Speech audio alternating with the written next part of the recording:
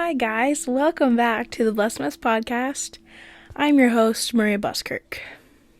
Hi, welcome to the Blessed Mess podcast. I'm your host, Maria Buskirk. In this podcast, we're going to be tackling the hard-hitting topics of being a Christian teenager or young adult in today's society.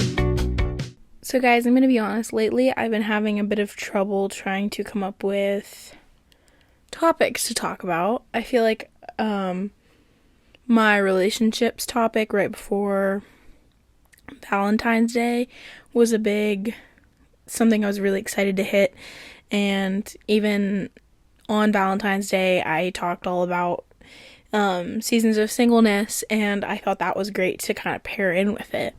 But coming off of that, I was kind of in this place where I was like, I don't know what to talk about. So I've been really just trying to let the Holy Spirit lead me every week to just whatever I feel like I should be talking about at the time. And so it's kind of been just like spur of the moment, like if I think of something, I just start jotting stuff down and kind of running with it. And then if I hit a spot where I'm like, I might just stop and I might try and push on. But I've just really been letting like the Holy Spirit lead me. And one thing I want to talk about is that as Christians, I think it's really important for us to have a life verse, and it doesn't even have to be like our life verse for life, but that life verse that is for that current season, and that might be your current season for years, that it just is very well applicable to your life, and it's something that you can read and it's just good for you to hear, and it kind of gets you back on track, and it might be a good reminder to have in your life when you're struggling with something. So with that being said, my life verse is Psalm 46:10. Be still and know that I am God. I will be exalted among the nations. I will be exalted in the earth. So I really like the beginning part of it, but I like how it ties into like the second part of it. So be still and know that I am God. Let's just dive right into that. So I am a big worrier and I'm a big overthinker, and an overplanner. So this is just a big thing to just be still.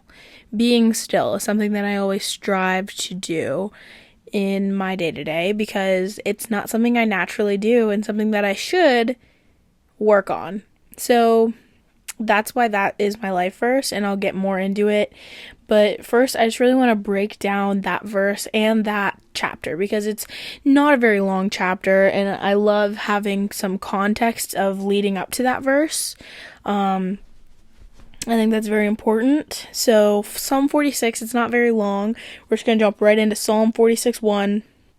Okay, so verse 1, it starts off by giving I love how Psalms kind of give who created it. So this is for the director of music of the Sons of Korah, according to Alamoth, I don't know if I pronounced that right, a song. God is our refuge and strength, an ever-present help in trouble. So something so beautiful about Psalm 46 is that it is a constant highlight of God's immediate help despite the world being against us. God helping us through it all, being our strength, being our refuge when things are not easy. So, God is our refuge and strength and ever-present help in trouble. So, no matter what we are going through, God is always with us through it. Even in our darkest times, our biggest guilt-ridden times, our most shameful times, our most depressing, anxious times, God is with us through that whole thing. Always. Whether we feel him there or not, he's there. That's huge. No matter what life throws at us, God never lets us bear anything that we can't handle with his help. we can't handle anything on our own. I mean, we have fallen short so many times. We're sinners. We're not worthy. We are not good. But with God's help, He's not gonna let us take on anything that we can't handle without Him. If we call on Him, He will help us through anything that life throws at our way. And we are going to have those trials and those hard times because we live in a fallen, sinful world. But God with us through it all is our strength through it all. That's Psalm 46:1. So jump into 2 and 3. Therefore we will not fear, though the earth give way and the mountains fall into the heart of the sea, though its waters roar and foam, and the mountains quake with their surging. There is a river whose streams make glad the city of God, the holy place where the Most High dwells. And here is probably one of the most commonly used verses that are taken out of context. This is one that you will see probably in like Hobby Lobby or at a craft fair somewhere on a sign. And you read it, especially as a girl out there, we read it and we're like, oh, no way! And then you actually read it in context and you're like, oh, wait a second, what? Because it doesn't apply to us actually. But anyway, God is within her, she will not fall. God will help her at the break of day. See, here we hear it out of context and we're like, ooh, period. Like, slay queens. Like, I don't know. We kind of think like, oh, this is specifically for women. That's awesome. God is within her. She will not fall. Which can be great, like, and encouraging to hear, especially as a woman.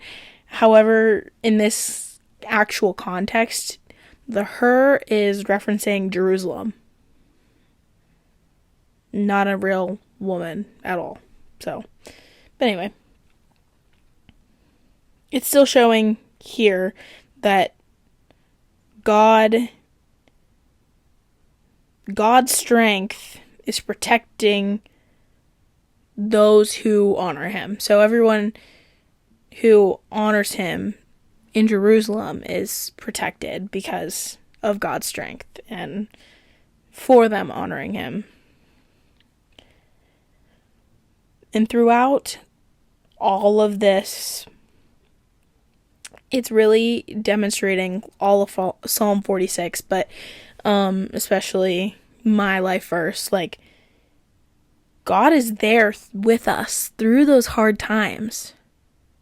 We just got to trust in Him, and He's going to be there for us. Through all uncertainty, we will not fear, because even when we don't know what is next, God does, and He has a great plan for us according to His will. Find comfort in knowing that God knows the great things He has in store for you, even in your unknown. That's huge. Okay, Psalm 46:6. Let's go. Nations are in uproar, kingdoms fall. He lifts His voice, and the earth melts. So I feel like that just really shows the power of God. That really emphasizes His power, that He can destroy even what seems to be indestructible. And that strength that He has for that can also be used to give you peace in that unknown. 46:7. The Lord Almighty is with us. The God of Jacob is our fortress. Come and see what the Lord has done, the desolations He has brought on the earth. He makes wars cease to the ends of the earth. He breaks the bow and shatters the spear. He burns the shields with fire. Again, I feel like that's just emphasizing His power. It's showing what God can truly do. And then that brings us to Psalm 46:10. He says, "Be still and know that I am God. I will be exalted among the nations. I will be exalted in the earth." Be still. Now, be still, I did a little research. The actual Aramaic word for this be still would be rapa, which means to sink or relax. So relax. That's what I need in my day-to-day. Just someone to be like, relax. I need to be in that prayer with God, and I just need to hear him be relax, Be still. Why? Because if you know that I am God, be still and know that I am God. You can be still because you know who God is and what he can do for you. When you know who God is, you can be still by knowing who God is. Does that make sense? Find peace in your unknown and your uncertainty and your unrest because of who God is and because of God's character being shown through your life and through God's word. And then to wrap it up, Psalm 46:11, the Lord Almighty is with us. The God of Jacob is our fortress.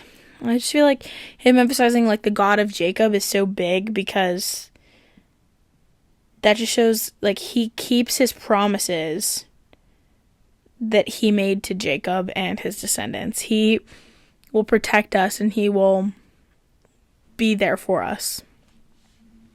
So this is my life verse, and this is all of the context kind of behind it. So now I just want to talk about why this is my life verse, and not to jump the gun here and spoil it, but if you saw the title, this is also the meaning behind my first tattoo. So if you're watching, you can kind of see it here, but I'll show a picture too. So if you're watching, you can watch on Spotify. There's a video.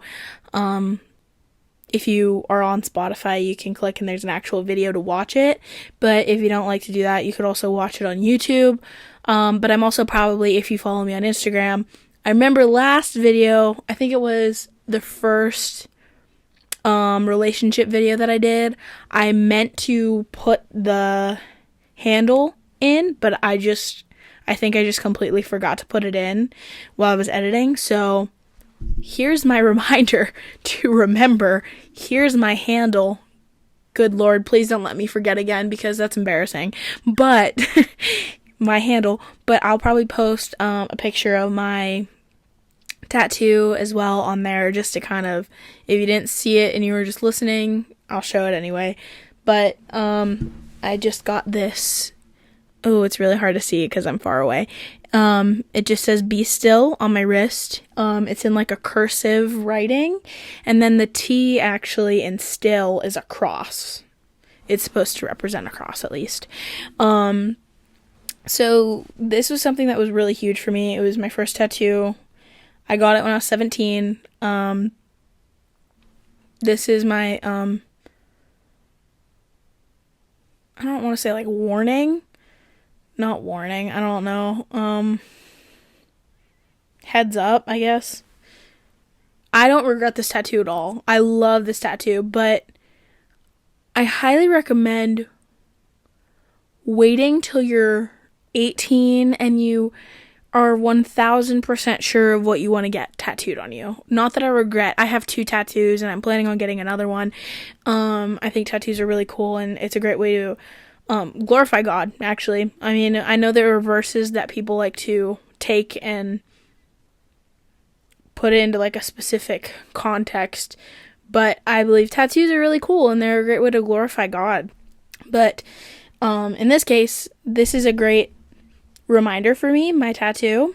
Anyways, I was saying also, just don't jump the gun on getting tattoos because it will be on your body for the rest of your life unless you want to get them removed, which I hear those hurt like much worse. But anyway, I digress.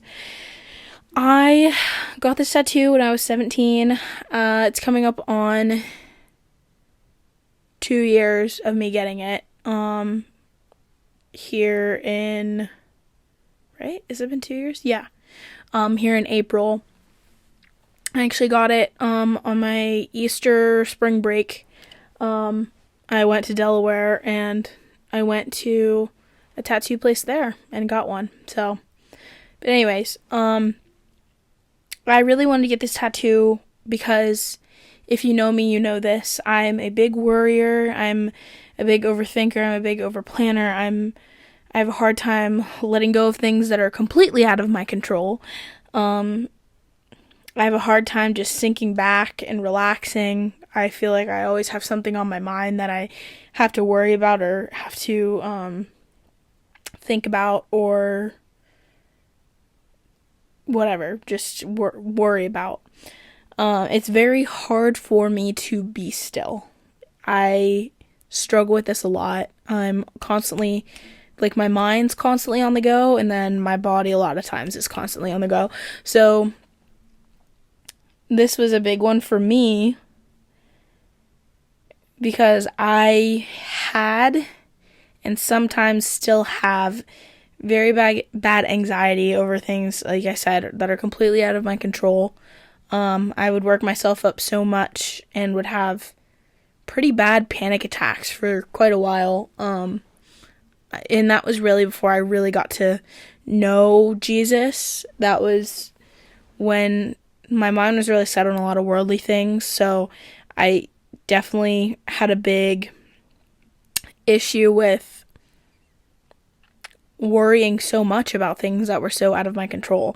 And with my walk with Jesus, I have improved, but it's not perfect still. I do still struggle. I do still have a hard time with letting those things go, opening up my hands and say, Lord, I surrender, So with being still, that's the whole point, is to, when you're being still, you are surrendering. You are letting go. You are sinking back and you're relaxing and saying, God, I don't know what's going on right now, but I know you do. And I know you have control over it. And I know your will is good. And that no matter what, you've got me through it. And so that was such a big thing that I wanted on me. And I like it on my wrist because I can see it really easily. It's a very noticeable thing for me on my daily basis. It's just a good reminder that I don't have to worry. I don't need to have control over the unknown because God is in control. I can be still and knowing that God's got me in this unknown season or thing in my life. And so really, I think there's something so amazing of my placement of my tattoo, because when I can surrender, especially when I'm worshiping my God, I really have a hard time with lifting my hands in praise. I mean, I can do it. I do. But a lot of times the most comfortable place for me is just with my hands open like this. And what's really cool about that is whenever I do this, I can just see in the corner of my eyes, especially if I have short sleeves on or whatever, or my hands or my wrists are showing, is that I can see out of the corner of my eyes this little be still. And that's just a full surrender. Be still. And I just think that's so cool. And that's my inspiration for my first tattoo. There's something so big about that.